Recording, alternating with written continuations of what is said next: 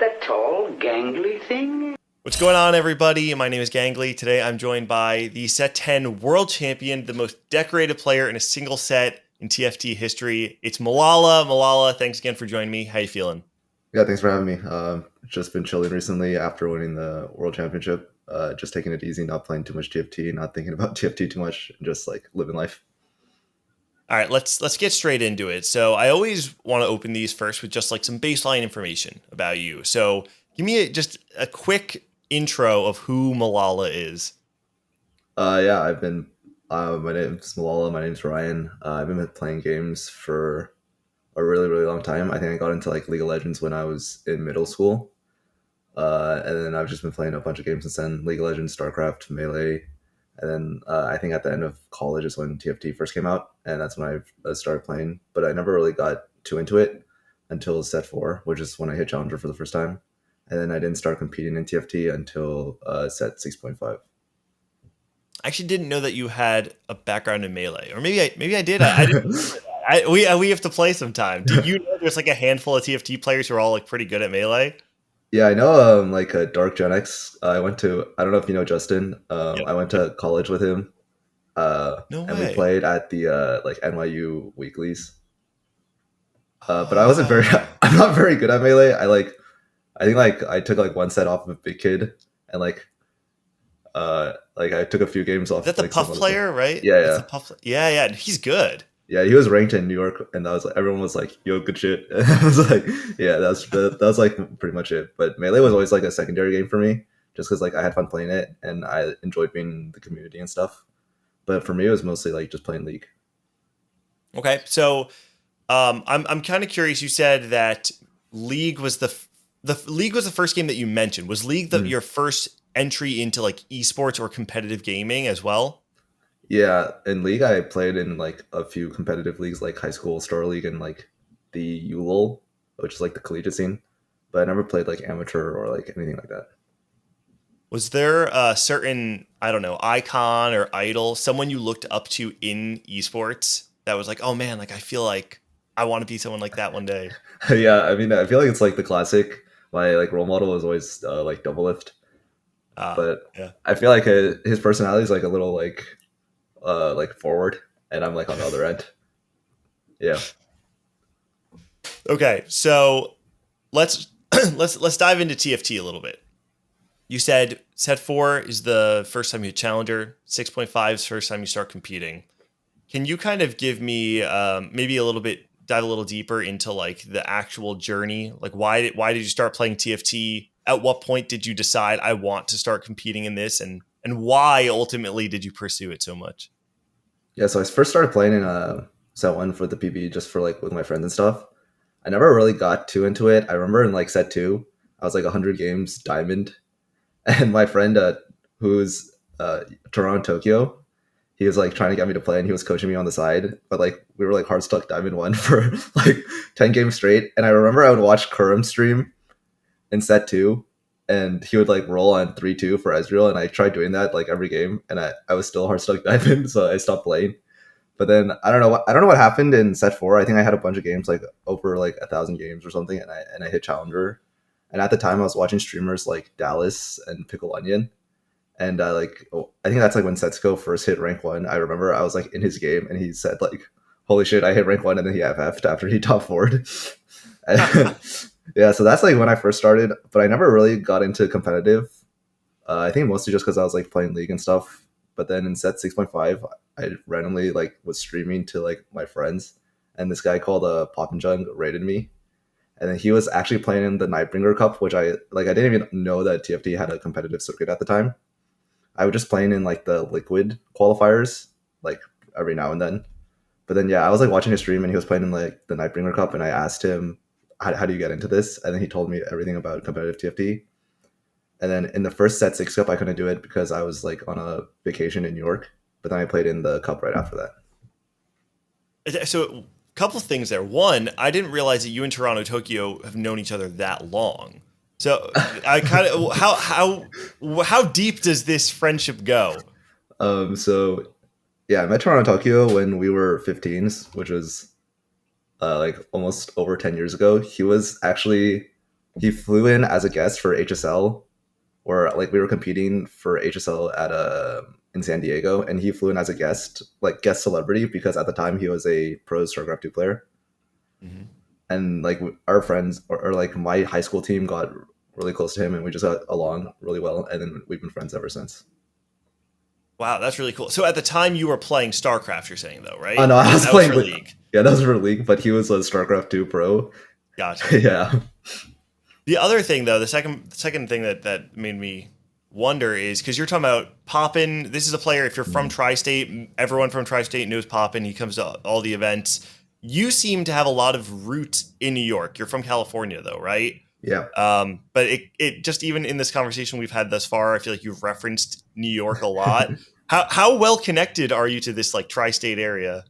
I mean, I went to NYU for 4 years, but like a bunch of my friends live there, like DG and like Boss of Skills, Philip, and like recently, like I've been pretty close with Replay and stuff. So yeah. This makes it sound to me like you're basically tri-state, which means that Tri-State won the world championship. Let's go. Okay. 2 times. 2 times. That's right. That's right. Both times won by someone who was not actually living in Tri-State at the time. Okay. So you said set 6.5, you start competing. The first time I really noticed you was, I think it was set 7. This is probably the first time I think a lot of people heard about you, which was Don't Talk If You Don't Know Power Rankings come out. And I think it was Frodan that ranks you above Soju. And Soju has there's this clip on his Twitch somewhere out there in the world where he says something essentially whining, saying, I got ranked below Milala. And there's this kind of meme that comes out of that, and people start kind of hearing your name. I guess I'm just kind of curious what that meme, that moment in time, meant to you. Like, did it almost feel like you kind of made it now that you're like being talked about by pro players? Yeah, I feel like there's always been like, well, at least for me, I feel like the influencers or like the popular streamers have always been like in a different group than like the competitive players that like work full time and play TFT as a side hustle or like play it in their free time. I think at the time I was super excited because my friend Paper Cheese, who also lives in Tri-State now, Yeah, seriously, literally everyone's from New York. He DM'd me. He's like, "Yo, Milala, you just got a rank from Frodan on the power ranking," and I was like super excited because at the time I just went 8th in a bunch of final lobbies, like 4 times in a row or 3 times in a row, and I was like just so excited. I think like my point where I felt like I made it was actually before like set 8 regionals, when I like almost made it to worlds, and like, or maybe even mid set when I went second in set 8. I think at that point in time I felt like I was a like top 10 player, but yeah, I don't think that was like the general consensus. Well, it's funny you bring that up because, you know, if you look at just the scores, you pop off in set 8, right? You make a bunch of final lobbies. You get second at mid-set finale. You nearly, I think it was second, right? Second at mid-set. And then you nearly go to Worlds, make a final lobby at regionals, nearly go to Worlds, miss out on both. And instead of being seen as a rising star in North America, you're branded as a choker, right? Talk to me about like how that felt to you, because I think it's really fair. Like, there's a lot of players who they have those same results and we celebrate the way that they performed. But for you, it felt like people were using it against you. Yeah, I honestly feel like the thing is, because in the beginning of my career, like in set 6 and set 7, I actually made final lobby like 3 times in a row, which is kind of insane because I was like a rookie and like not many people knew who I was. But I went 8th pretty much every single time. And then, especially at Astral Cup, where I think that was the first time in a TFT tournament where the person leading in points going into the final lobby didn't win the tournament. And then I ended up going 7th because I went 8-8. And back then it was like 2 final lobbies for the final 8.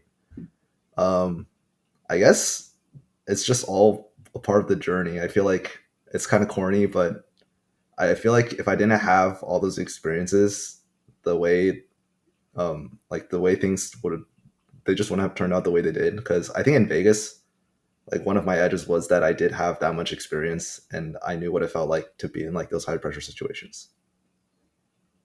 So we can let's connect this to Vegas now, right? Because this is obviously the breakout. Mhm. You go to the Vegas Open, you win the whole thing, the largest LAN tournament of all time in TFT. Did you think you did you think you were going to win Vegas? Uh, well, definitely like not going into the first couple days. I feel like no one actually thought they were going to win just because of the way the tournament was structured. But going into day three, I knew there was a decent chance because I felt like I was one of like the better players in the field, and I didn't have that much pressure because at the time everyone was talking about how Broccoli was like the best player on the patch and like the best player in the tournament. So I felt like all eyes would be on him, and like he would have all the pressure from all the NA supporters. So I sort of just like played my game. And then even throughout the games, I thought I didn't think I was going to win until the very last like fight of the very last game.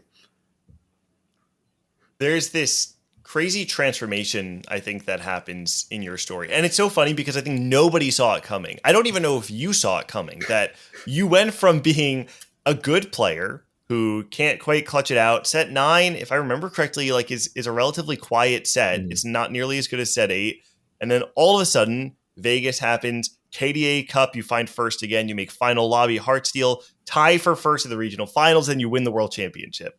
So obviously something happens between every other part of your career and set 10, because the result, I don't think it's just variance. What is it that actually happened? I actually don't know. I think the thing with Vegas was that I think it sort of like relieved a lot of pressure I had just thinking that I would never win a tournament or thinking that a time like this would never come. Because I remember after Set 8 regionals, I was super down because I thought that I would never get an opportunity like that to go to Worlds again when it was like I felt so close to going to Worlds, which is what every like TFT player dreams of or what every TFT player strives for, right, in their competitive season. And then to win Vegas to me just felt, yeah, it just felt like a complete relief that I'm able to do something like this. And I definitely like, I always knew like all along that I could win a tournament because I came so close so many times. And for it to actually happen in that moment at the first ever TFT LAN in front of like a huge audience, just yeah, made the biggest difference. Yeah, I mean, I think confidence in a game like TFT, where so much of it is mental and decision making, right? Like you can't just outhand the Yeah. person next to you. You have to consistently make the best decision, which is so subjective. But it kind of makes me wonder, reflecting back on sets 7 and 8, where you make final lobby over and over and over again. Knowing what you know now, do you think how much of those results were variance versus you think that you were actually crumbling under the pressure and making worse decisions when you made it really close to the end? Yeah, I mean, looking back, I definitely feel like it was choking, or it definitely felt like I just wasn't that good at the time. Because now I feel like when I go into tournaments or like when I'm in form, I can feel when I feel prepared. Because I think a lot of it just comes down to how prepared you are. I feel like playing TFT is sort of like taking a test or something like that. It's just like as soon as you commit to a line, then is when the variance comes. But as long as you're open to so many different lines and open to so many different things, you can still like whip out anything. And as long as you can whip out anything and you're prepared to whip out anything, it's like I feel like sort of that's like sort of my edge. I feel like. Mm. Yeah, it makes sense. I think the fact that you're kind of known in a study group who of players who are very flexible and knowledgeable about the game, I think that makes a lot of sense. The the thing I wonder about set 10, obviously it's been a journey for you to go from one end to the other, but at what point in time did you realize this is not variance, this is not just high roll, I'm actually the best or one of the best players in the entire world? Yeah, I definitely felt like for me, it definitely clicked during MSI. Just because MSI, in my opinion, was the most stacked tournament I ever played in. It invited like every international beast, and then I legitimately thought I was going to go dead last with a replay. And I even messaged him before that we were going to go 23rd and 24th, just because like usually when people like think of NA, right, they always think of like Setsuko, Digital, Invasion, and stuff. And they sent in me in a replay at the time, and like replay just like didn't do too well at KDA Cup either. and like we were both playing from like at like terrible time right after the tournament. But then knowing that I could go like toe to toe with the best players in the world and with like a bunch of strong Chinese players gave me the confidence to say and like acknowledge to myself that I'm actually one of the best players in the world. There has been a lot of discussion this set in particular about like the best players in North America. People talked about the big three, I think, has been like really solidified this set of Weijin, Setsuko, and Dish Soap. And then there was the conversation going into regionals about whether replay is in that grouping as well. Obviously, you haven't had like the longevity of the, saying the last three sets consistently among the best, blah, blah, blah. I'm just kind of curious about how you felt about those conversations happening. Did you wish people would give you more credit? Were you glad that you were not in the limelight? Like, did you feel like it actually relieved some pressure that people weren't talking about you? Yeah, I think like the thing with like the power rankings and like stuff like that, I think in the beginning I was like cared too much about it, and that's what also gave me a bunch of pressure. But it's sort of like a double-edged sword, right? Because if you're ranked too low, you feel like angry that you're underrated. But then if you're ranked too high, then you have extra pressure and extra expectations to meet that ranking. I think in set 10, I felt like even after Vegas, which I thought I was underrated going into KDA Cup, but I sort of cared, or I sort of started caring a lot less, just because I don't think it's like a healthy way to look at the game or like a healthy way to approach your value or like your skill going into a tournament. I think replay is like he won worlds, and like I think winning an international title is like super super hard. So I think he definitely deserved to be in tier 1 when people were talking about it. I want to talk about your study group. This is something you talked about before. It sounds like it's actually been very deeply ingrained in your TFT journey as well, to like be playing with your friends. So, and correct me on the specifics of this, but I think of your study group as Weijin Iverson, Bosso Skills, Stellar Minhee in like that set 8 region, Degree as well in set 10. Does it go deeper than that? What does your study group actually look like? Yeah, so usually the study group kind of shifts in and out just based on how hard people are trying that set.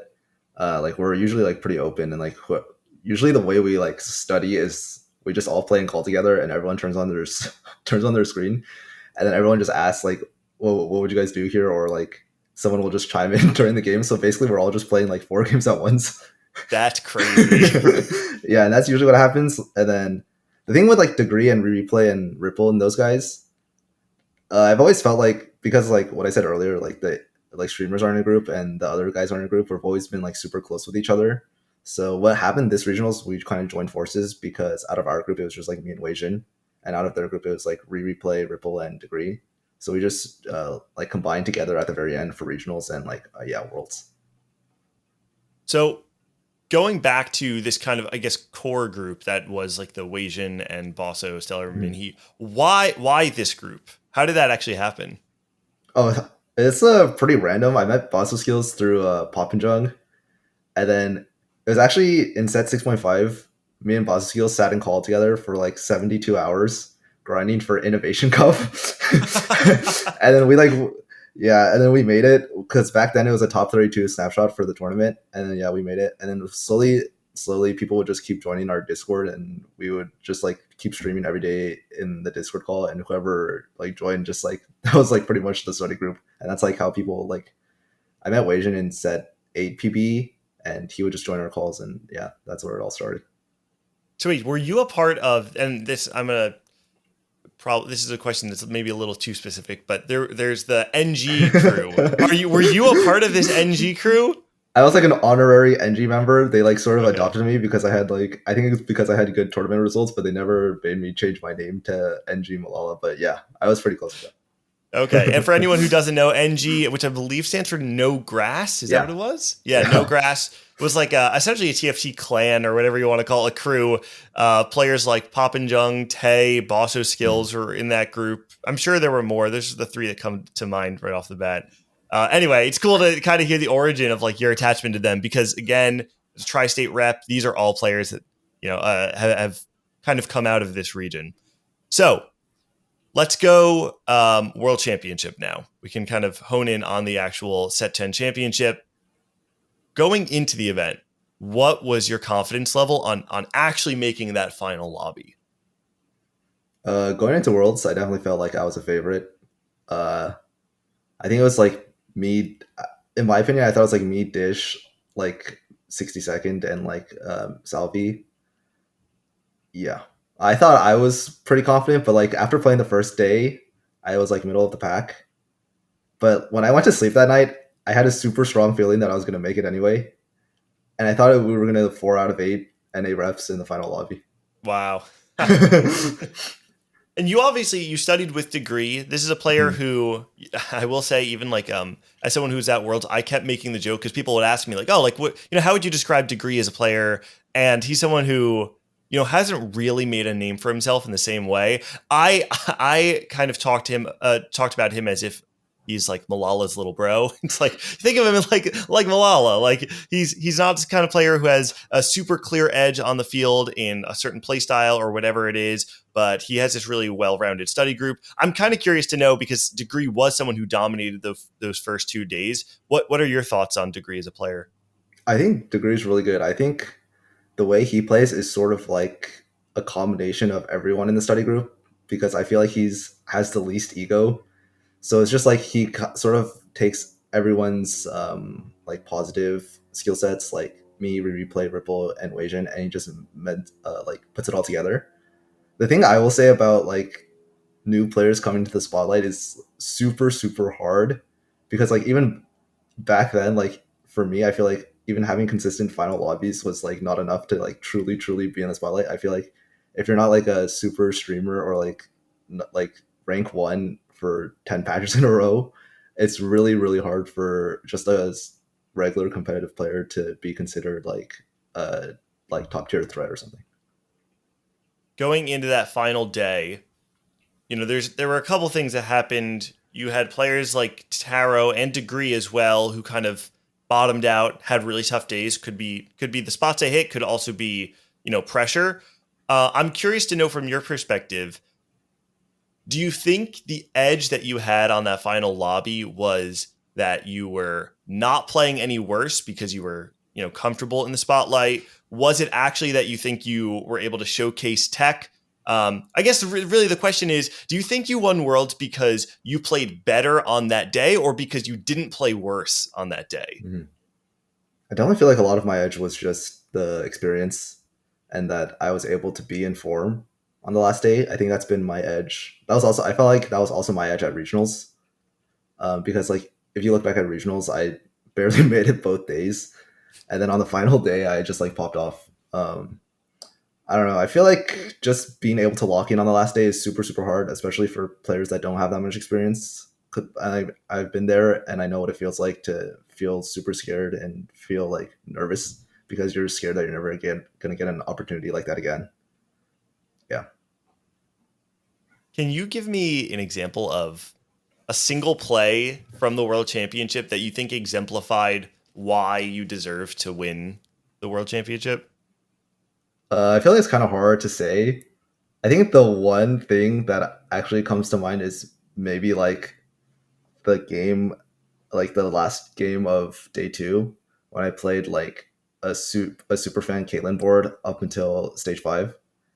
But then, and I think that there are like a lot of micro decisions that a lot of different players want to make, like making Urgot 2 or and like making set 2 with my small Nikos in that game. I ended up going third just because like I think I had a really bad level 10. But I think my edge has always just been like coming in prepared. I think um like I don't know what I do better than most other players.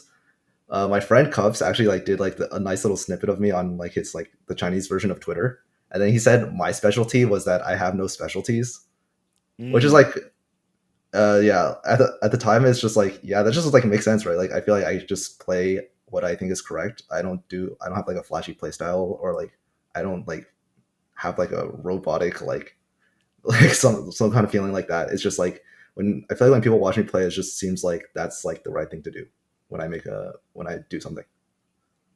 That's awesome. Yeah, I think a lot of personalities in TFT, it ends up being that like people are branded a certain way, and then that's just like the public perception of them, right? Like Dish Soap will forever, no matter what form he's in, Dish Soap will forever be known as the guy with more game plans than anybody else, right? Setsuko will always be the person who can outcap you if you have the same amount of resources on level 9 or level 10.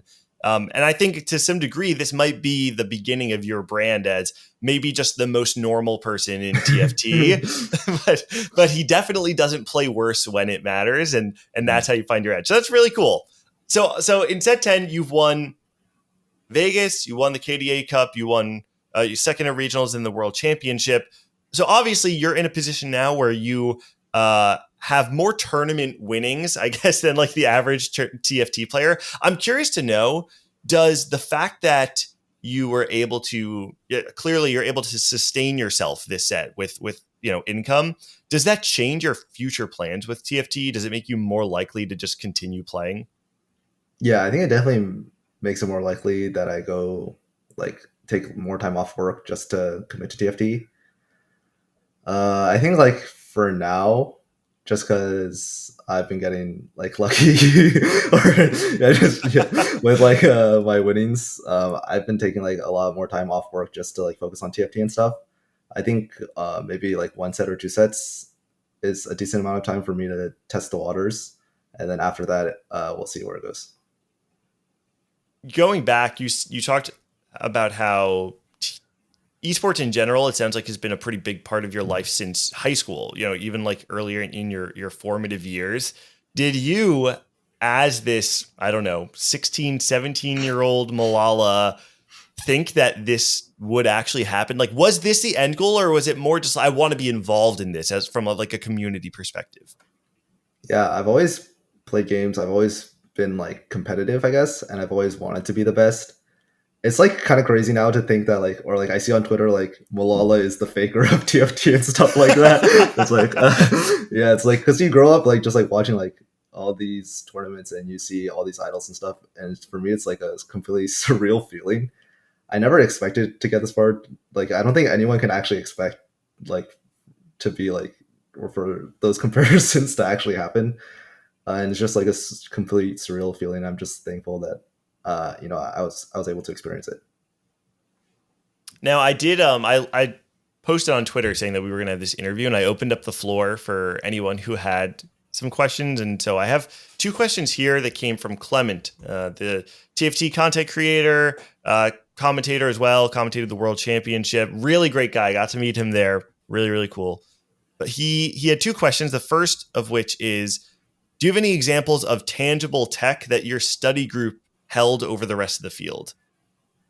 Yeah, I think there are like 2 things that I realized during regional scrims that was really good was Chosen Amumu, which I played once at Worlds, but I like just super choked the spot. But if you watch when I died, like I almost beat the guy who ended up winning out the lobby. And the thing with like Chosen Amumu is that you play with the Lulu backline, and because everyone's contesting Nico, Echo, and stuff, you should be able to hit a Moon 3 for free.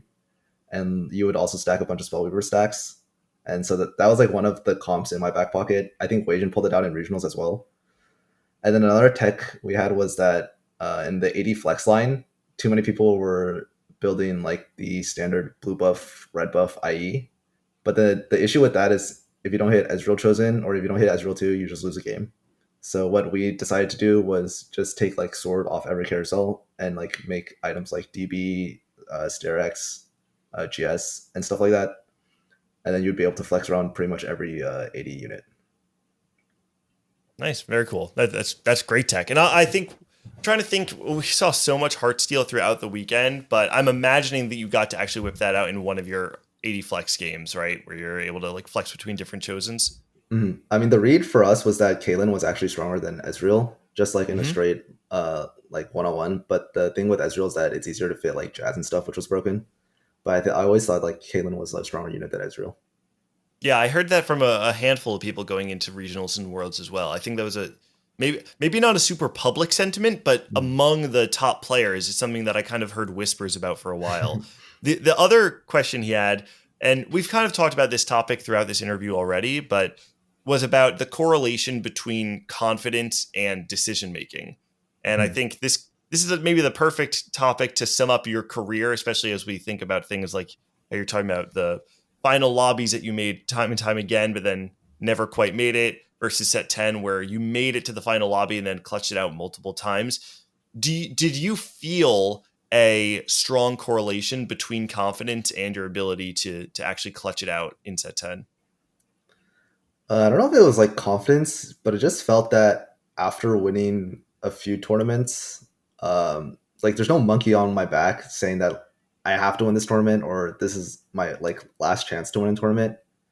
I think at the end there was a little bit of pressure. I don't know if like from the public or like my own pressure or my own expectations that I have to complete the Cinderella run at the very end. But honestly didn't feel nervous at all in the Worlds lobby until like that last game, and like my hands were legitimately shaking after like in the last three fights. But at that point, it was like pretty much sealed. But I don't think confidence was too much of a factor. It's just that I felt a lot more relieved, and I definitely wasn't as nervous as the other competitors, I feel like.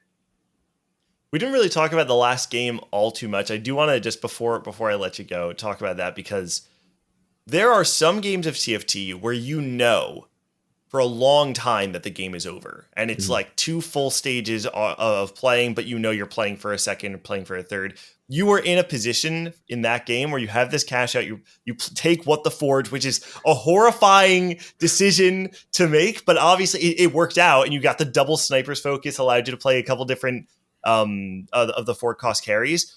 But those last 3 fights, even though you were ahead, it didn't feel like it was guaranteed, right? Like, I don't know. That was my personal read on it. And then we even saw some upgrades coming from the other side of the field. At what point in time did you know that you won the world championship? Yeah, I think for me, I thought I was gonna win after I hit like all my upgrades on 9 and I made it. But I still like wasn't 100% sure because you can never be 100% sure in this game. And then I didn't actually think I won it until the very last fight. I think like in my cam, I like give out the biggest sigh of all time, and I'm just like, oh my god, like I actually won it. And then yeah. We didn't even talk about the fact that there's, for anyone who didn't watch your stream, they may not know about the looping music across the multiple days, right? So actually, can you break it down for me? Because I know it was Taylor Swift one day, but was this a 3-day like escapade of just music playing on repeat? Usually, what I do is I listen to Olivia Rodrigo's album "Sour" sped up, and I loop it. But then going into the last game, I always listen to Taylor Swift's "Enchanted" sped up, and then I loop it. It's sped up too. I didn't realize it's not actually playing at normal speed. It's like a double time version of Taylor Swift's Enchanted.